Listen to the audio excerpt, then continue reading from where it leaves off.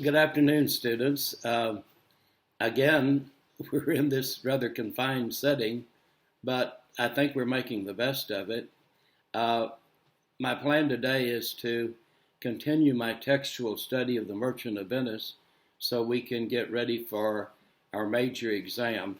Probably what I'll do today is to divide my lecture into two parts, a part today and a part tomorrow. But before we get started, I would like to introduce you to two very special people. These people play a very important part in my life during this time. Dr. Pratt is helping me do all of the preparation. You know, I'm so behind in technology. And then you'll find most amusing, I've mentioned a little character named Harry. So let me introduce both very important people to me. There's little Harry. Remember A Touch of Harry in the Night, and then Dr. Daniel Pratt. And I hope all of you have somebody to help you during these tiring times. So look at them. Look at that little character. And you want to say hi to the students? Hey. Say hi, Harry. Say hi. Harry. Hey, what do you say, Harry? What? Bark. What? Say hi. He's very. Come here, Come here. Say hi. Say hi. Good boy. There you go. Thank both of you. I hope everybody's well and enjoy the lecture. Take care. Good boy. Thank you both. All right. One thing before we begin, I would like all of you to be a little bit better in replying to my emails, because it's important that you let me know that you receive my messages. So remember, I ask you that you acknowledge, so do so. And what I will plan to do, you turned in that one paper where you answered the 6 questions. That's graded. And what I'm probably going to do, I'll let you be apprised of that grade after you have taken the major exam on the Merchant of Venice. And then I can, what I'll do is email you, or if you're interested in your grade, you will let me know, and then I will mail you both grades. And that can come sometimes next week. One thing I'm going to try to do, and I should tell you ahead of time that my plan right now, we should probably prepare for the exam on Tuesday. And what I'll do is probably give you then, it'll be mailed out on Tuesday, and then it won't be due until Wednesday, again around midnight, like we've done in the past.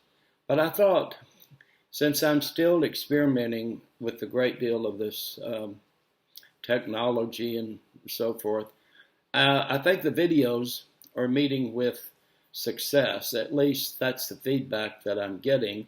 And I would appreciate a little bit of feedback from you. I think Monday, and I'll let you know a little bit more tomorrow during our second meeting on the Merchant of Venice. I'd like on Monday to try a Zoom at 9 o'clock during our supposed regular scheduled time for the class. And I'm going to make this a kind of optional meeting. What I'll do with you then is to talk a little bit about the exam and sort of maybe get reacquainted a little bit. You know, I think we finally got off to a good start before all of this occurred, shall I put it that way.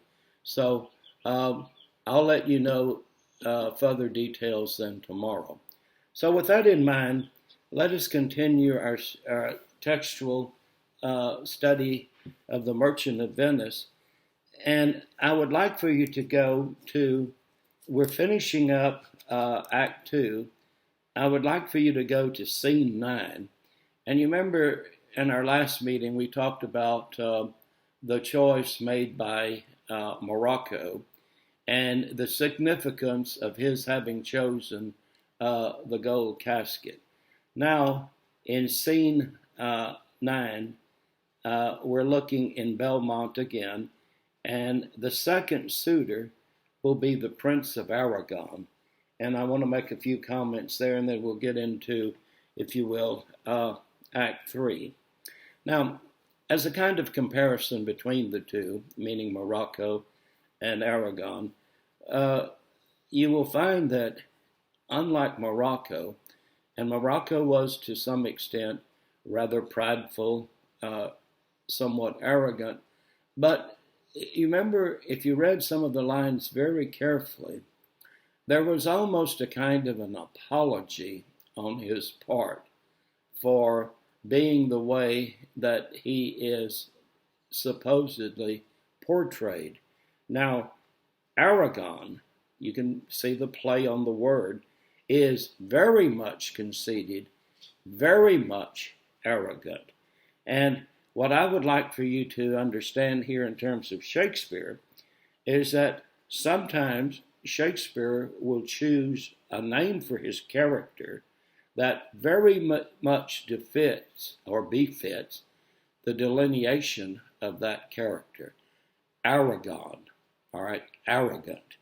And when you get to your next play, Twelfth Night, you're going to find a delightful character named Sir Toby Belch, who will represent the essence in what we consider to be gluttony. So I think that important. Now, some, and I'm reading into this just a little bit, some wonder why he chose the Prince of Aragon. All you have to do is to remember where Aragon comes. And you remember that probably, I think almost of the three, Shakespeare is going to find Aragon pretty much distasteful. And remember, we talked about when we had looked at the background, you remember the whole business of the defeat of the Spanish Armada when England became mistress of the sea and so forth. All right, consider Aragon in this regard. Now, let's look in terms of his character and what's going on. And I'm going to move on in terms of the choice that he's going to make. So our point of reference today would be to go into scene 9 about line 60. And Portia is treating him just as she has treated, shall we say, Morocco and her other suitors. She loses a kind of patience, if you will, with them.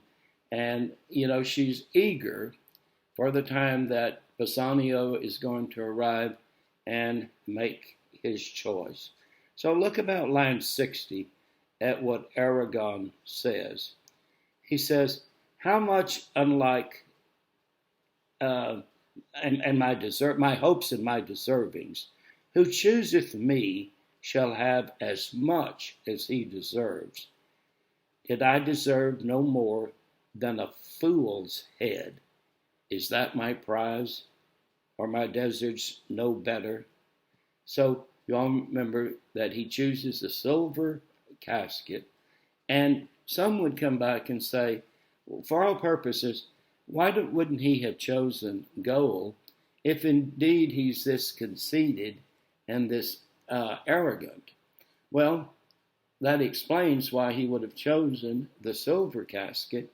He doesn't choose gold because most may have chosen gold. Most may desire it. So I think it points very much to the fact that he thinks that he is too superior.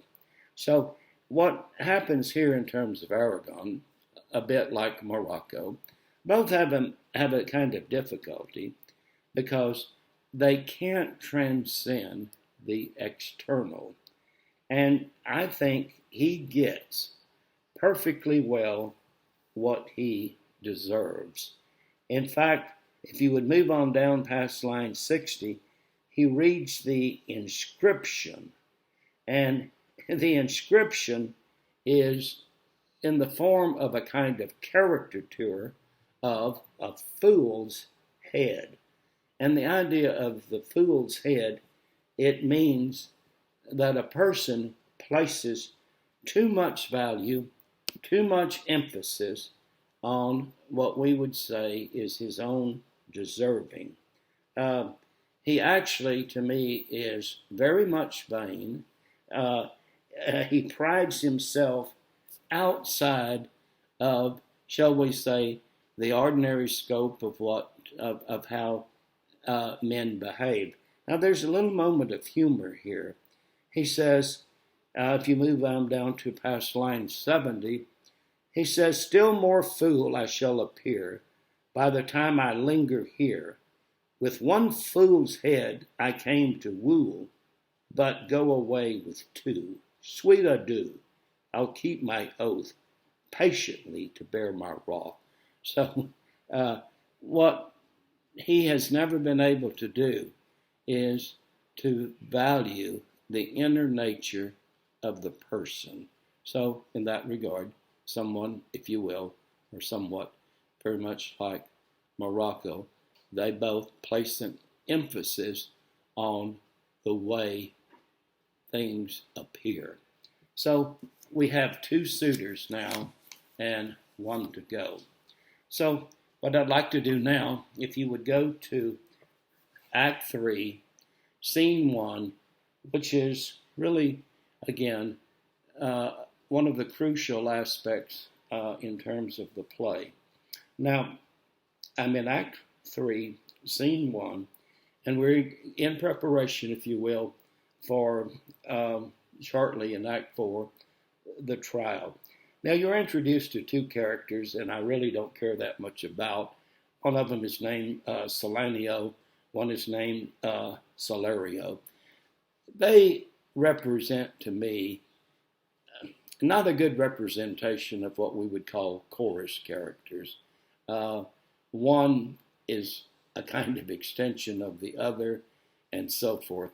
Don't pay that much attention to either one, particularly if you get one of their names mixed up with the other. I think that's part of Shakespeare's intent. But I would call your attention to about line 8. Salanio is speaking, and you remember what's happened now in terms of Antonia and his ships. Move on down to, maybe line 10, 11. And I want to read just a portion. And they're speaking of Antonia. And the line the portion of the line that I call your attention to is this: that the good Antonio, the honest Antonio, oh, that I had a title good enough to keep his name company. Now, these two characters are wondering how such a deserving man can have, if you will, this streak of bad luck. Okay. Remember I told you since I had begun teaching you the course, this is a part of human nature. This happens to all of us. I don't know. Think about what's going on a bit. All right, so these two characters really are not all that insightful. Now, I would call your attention, and I move my book so I can look at the lines a little carefully myself. I need you to go to about line 52, and some say here that you probably have one of the great speeches in all of Shakespeare. And what I have to call your attention to here is we're going to read it, obviously, in context of the play. But what happens, too, sometimes it's taken out of context, and I think for all purposes, that may generate an entirely different meaning. Now, generally, and what I'm calling your attention to, as I said, about line 52, 54, and I will read a portion of the speech. The speech really has been analyzed in many different ways. If you look at it in terms of the context of our time, you might consider it to be somewhat tragic, particularly as you recall events that occurred during World War II. I also like would like to call your attention to the fact that this might be an example of, on the part of Shakespeare, a little bit of an intrusion. He's actually, remember I told you from time to time, if he himself has something to say, he will come in and perhaps voice his comments by speaking through a particular character. So I think what Shakespeare is saying, there are a number of things that will go on in terms of this passage. He's speaking against injustice, hypocrisy, and the idea of bigotry. Now, it very much must be seen initially as a kind of paradigm against racial, of course, intolerance. Now, remember what has happened. Shylock has been forced to endure all of the insults, all of the put-downs of other characters in terms of the play. So let us look, in a sense, at what Shylock is going to say. If you just look literally in terms of some of the lines that he speaks, I think these lines will back up my initial references to you about racial injustice and bigotry. So, look what Shylock says. He hath disgraced me and hindered me 500,000, laughed at my losses, mocked at my gains. Now move on down a little bit. He acknowledges. He says, I am a Jew. Hath not a Jew eyes? Hath not a Jew hands, organs, dimensions, passions, fed with the same food, hurt with the same weapons, healed by the same means, and cooled by the same winter and summer as a Christian is? And look here. If you prick us, do we not bleed? If you tickle us, do we not laugh? If you poison us, do we not die? And if you wrong us, now here it's going to change dimensions a little bit, shall we not revenge? If we are like you in the rest, we will resemble you in that. If a Jew wrong a Christian, what is his humility? Revenge. If a Christian wrong a Jew, what should his sufferance be by Christian example? Why, revenge. The villainy you teach me, I will execute, and it shall go hard, but I will better the instruction. So he's simply saying that the spirit of vengeance has, in a sense, infected him, because what he has, in a sense, learned, he has learned from the Christians, and he's simply applying it back to the Christians. Now, the point is, he's saying, you're thinking of me as being different, but who made me different? Why am I different? So, I think what Shylock tells us in this regard, he represents a kind of humanity and also a kind of inhumanity. He represents, not only in the sense that Shylock is a Jew, the fact that he represents the fault of man manifested in all of us, regardless if we're Jewish, Christian, whatever. Now, I really think on the surface, this speech may make him, if you just look at some of the lines that I read to you, and you take into account some of the comments that I have just made, it's going to make Shylock, I think, appear a bit more human. You remember one of the questions that I ask you to consider is, after you finish the play, particularly by the time you finish Act 4 of the play, what is going to be your assessment, if you will, of Shylock as a character? You remember I said such things as, really, the beginning, you might have thought of him as this kind of comic figure. And then, on the other hand, you might want to come back and think of him truly as a villainous character. In other words, there's this malice in terms of him. And then right here, you might almost look at him in a more sympathetic light, that he really is a kind of tragic victim of this Christian society. Now, I want to be fair to you. If you will look at his last lines, he's rather smug. And he says, "Why revenge? The villainy you teach me, I will execute, and it shall go hard, but I will better the instruction." He's forgetting something, I think. We need to mention, and he needs to be aware of something. There are higher functions of humanity.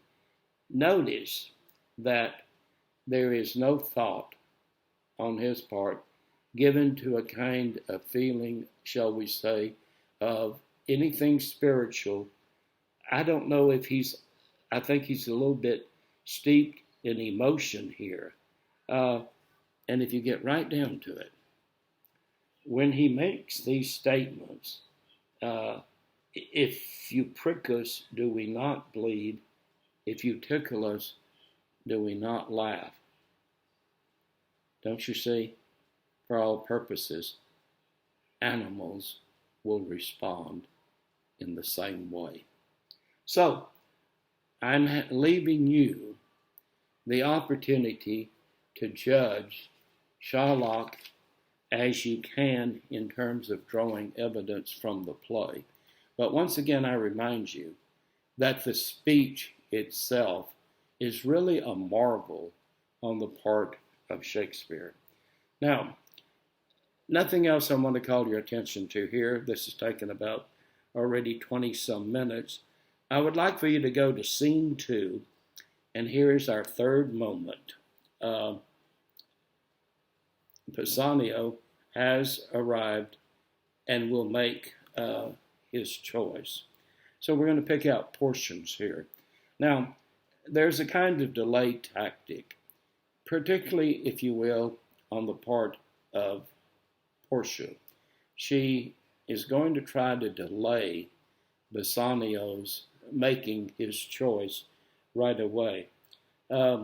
Let's look at the opening lines of scene 2 by Portia. In fact, of course, this is going to bring an end. Once he makes his choice, this is going to bring an end, if you will, to the casket scene. Now, notice what she says. "I pray you, tarry. Pause a day or two before you hazard." Remember, I've explained to you the importance of the word hazard. You remember the idea of what hazard means in terms of the person? "For in choosing wrong, I lose your company. Therefore, forbear a while." See, the idea here is she wants to make very, very sure that he's going to make the right choice. Because now you understand that even though the other two caskets have been chosen, the lottery starts all over again. He could still choose the gold casket, he could choose the silver casket, or he could choose, of course, the leaden casket. Now, the whole notion of it is going to tie in with the idea of love and what love means in terms of gain, in terms of the person, in terms of a kind of inner reality. Now, she does sort of, after what I've just read to you, the speech just becomes a little rambling on her part. And she knows this. See, what she's trying to do is to delay. It also shows her frustration a little bit. But go to about line 20 and let's look here. She says, let fortune go to hell, for it not I. I speak too long, but 'tis to pease the time. See, I told you a moment ago that she actually knows that she's just talking. It's a kind of delay tactic. It shows her frustration. All right. I almost want to read into it this way too. I think that maybe she's expressing in a kind, at least right now, in a kind of sincere way, her love for Bassanio. She says to eke it and to draw it out in length, to stay you from election. That's great. Now, look at Bassanio. Look, he's impatient. Let me choose, for as I am, I live upon the rock. Oh, this is good. What he's saying, come on, I'm tired of waiting. I want to choose. Now, remember, you remember in our last discussion, I told you that for all purposes that you would have to see him as this kind of problematic hero. Now notice, really by the time we finish the play, I don't know that you're going to say that he does anything heroic, again, like Orlando did. I think he's very much this risk taker, and he likes taking chances. You remember, that's part of, he probably won't change for us until he understands the consequences of some of his actions when we get to Act 5. Now, here's something interesting. And this ties in with what I explained to you last time. You remember I told you when we looked at the beginning of the play and he made the comparison and he said there are many Jasons in quest. He's the Jason himself. Now, here's what you may or you may not have noticed this, but why don't you go past line 60 for a moment. And as you look in terms of line 60, look at this song for a moment here. Tell me where if fancy bred, or in the heart, or in the head. And then I move on down to the last part. Let us all ring fancy knell. I'll begin it. Ding, dong, bell. Do you see what's going on here? He is this Jason character. He does, in a sense, probably need her help a little bit. Look what she's doing. He may get a very easy task in terms of what he's doing. And when I say an easy task, she may be giving him a hint. If you're very careful, look at how 3 words in terms of this song will rhyme with lead. See? Think about that for a moment. Now, move on and go to about line 130 and even past a little bit in terms of line 30 and look at what he will choose, obviously, the lead casket. After all, we still have to keep the play within the demands of what will constitute romantic comedy. Now, for all purposes, when he makes his choice, he has ventured all and can now claim his gain. I think that means gain the person, but also what goes along with gain. Now, as you look in terms of what he's going to find in the casket, it's going to be a counterfeit of Portia herself. He's going to see the picture of her, meaning, supposedly, that he will value the person. So as I look through my text, I would call your attention any of these lines, beginning about line 150 as you read on into it. I think quite important. All right. Now, there's going to be an interesting moment here. Move on into the text, and my reference to you now will be about line 220. Notice that she's happy, he's happy, he has made his choice. Here's a great moment. Now we have to read. This is why I so like to spend time doing this so-called textual analysis of the play. About line 220, a little bit after, it says, "Enter Lorenzo, Jessica," so forth. And Bassanio speaks.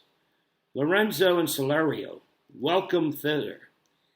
If that the youth of my new interest here have power to bid you welcome, by your leave I bid my very friends and countrymen."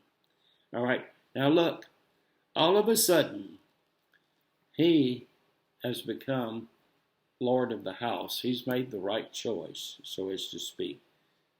Now look what he says. Now we have to read into this just a little bit. He says, "Sweet Portia, welcome. You welcome, my friends." And look at her reply.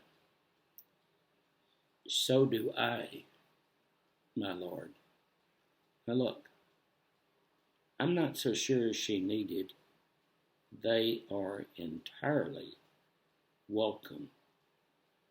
Momentarily, she's thinking, oh my gosh, what has just happened here?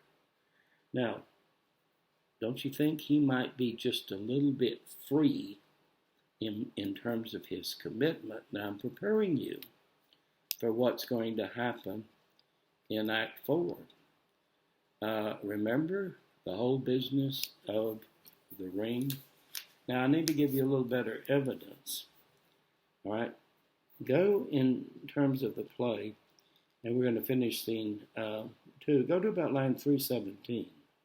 Now, what Portia's been able to do to some extent is she's freed Bassanio from the what I call the emotional bondage that was imposed upon him in terms of the so-called Bond story. But notice that there's a letter from Antonia. All right, look at this. I'm about line 317, 318. All right, Bassanio reads the letter. "Sweet Bassanio, my ships have all miscarried. My creditors grow cruel. My estate is very low. My bond to the Jew is forfeit, and since in paying it is impossible, I shall live. All debts are cleared between you and I. If I might but see you at my death, notwithstanding, use your pleasure, if your love do not persuade you to come. Let not my letter." Remember what we had done when we had begun the play? Do you see how, for all purposes, Antonio is engaged in a bit of what I'm going to call self-abasement? There's almost a kind of denigration here. All right. I think for all purposes, Antonio is left with a kind of mark of true martyrdom. But he's saying, look how he's invoking a kind of self-pity. All right, if you love, do not persuade you to come, let not my letter. Some say, oh, there's no pressure. Got to read between the lines just a little bit. Now, what Portia wants to do is to free Antonio from any kind of martyrdom. You know, she's willing to pay. She says, take any of the money. Go ahead. I pay for it.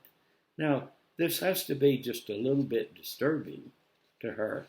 And what I'm setting up with you a little bit is this whole idea of why. You remember that she will have to go to Venice, and you understand that both Portia and Nerissa will have to assume a disguise, and I think that's very much just like with Rosalind and As You Like It. That disguise is very fundamental in terms of her success in dealing with this threat. And the threat, largely, of course, is Shylock, but also there's a kind of hidden threat too. She is probably very, very much interested in this relationship between Bassanio and Antonio here. So if you want to read, and again, I'm not going to just read these passages, why don't you look in terms of your text? I'll flip back and go to about line 50, 60, along in there. In fact, you can almost finish the scene itself. All right.